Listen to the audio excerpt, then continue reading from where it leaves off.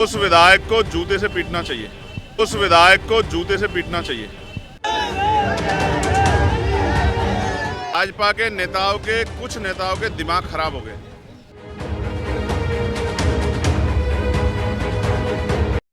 सीसामऊ विधानसभा के उपचुनाव की तारीखों का ऐलान अभी नहीं हुआ है। जहां सभी पार्टियों ने अपने पैर जमाना शुरू कर दिया है, तो वहीं रविवार को आजाद समाज पार्टी के राष्ट्रीय अध्यक्ष भीम आर्मी प्रमुख और नगीना सीट से सांसद चंद्रशेखर आजाद कानपुर पहुंचे। गौशाला स्थित एमवीआर ग्रैंड होटल में मीडिया से बातचीत करते हुए एक प्रश्न पर चंद्रशेखर आजाद ने कहा कि मायावती पर टिप्पणी करने वाले विधायक को जूतों से पीटना चाहिए।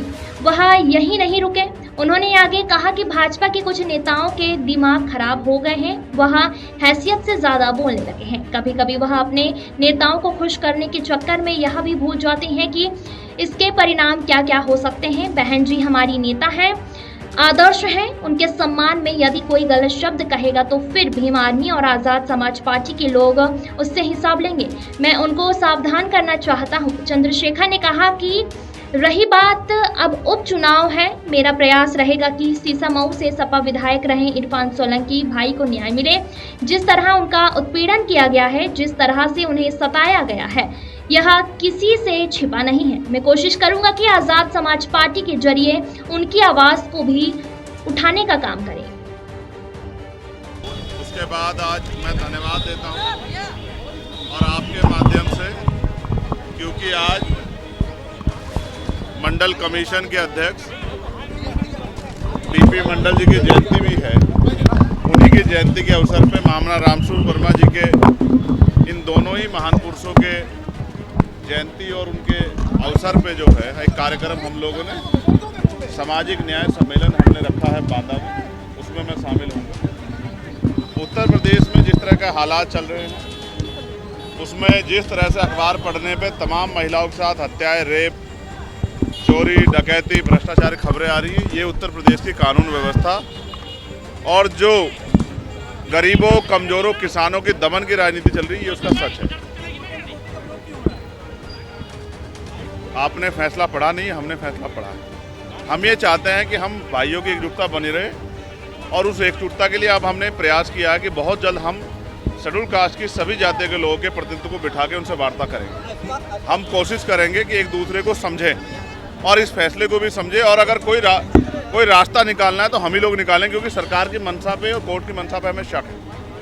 आज तक सुप्रीम कोर्ट ने कोई भी फैसला शेड्यूल कास्ट, शेड्यूल ट्राइब के हितों के लिए नहीं दिया, उनकी रक्षा के लिए नहीं दिया। उनके सारे फैसले आरक्षण पे हमले के जैसे होते हैं। हम इसलिए उनसे उनके फैसले, उनकी मंशा पे, उनकी नीयत पे शक कर रहे हैं। रही बात अब उपचुनाव है,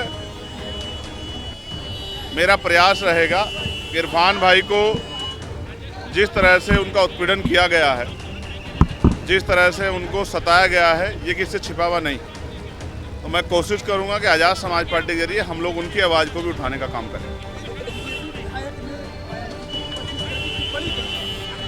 उस विधायक को जूते से पीटना चाहिए।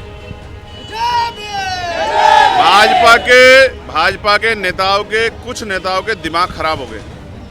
वो हैसियत से ज़्यादा बोलने लगे और कभी कभी वो अपने नेताओं को खुश करने के चक्कर में ये भी भूल जाते हैं कि इसके परिणाम क्या हो सकते हैं। बहन जी हमारी नेता हैं, आदर्श हैं, उनके सम्मान से अगर उनके सम्मान में कोई गलत शब्द कहेगा तो फिर भीम आर्मी के लोग, आज़ाद समाज पार्टी के लोग उससे हिसाब किताब करेंगे।